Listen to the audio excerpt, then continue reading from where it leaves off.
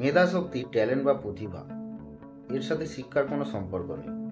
একটা অর্ধশিক্ষিত, কম শিক্ষিত ছেলে একটা বেশি শিক্ষিত ছেলের থেকে বেশি ধনবান হতে পারে,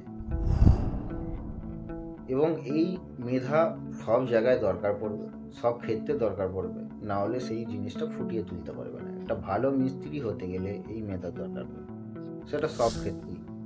ভালো ডাক্তার, ভালো মাস্টার, ভালো ছাত্র, ভালো জ্যোতিষী, ভালো নেতা, ভালো লোহার মিস্ত্রি, ভালো কাঠ মিস্ত্রি, ভালো রাজমিস্ত্রি, যাদের হাতের কাজ ভালো হবে, যারা কাজকে ক্যাচ করতে পারবে, এই মেধার দরকার পড়ে।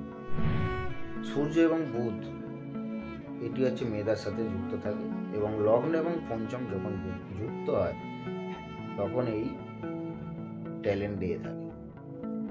এবার ট্যালেন্টের কম বেশি আছে, কিন্তু অষ্টম এবং দ্বাদশ কানেক্টেড, এই আপস অ্যান্ড ডাউন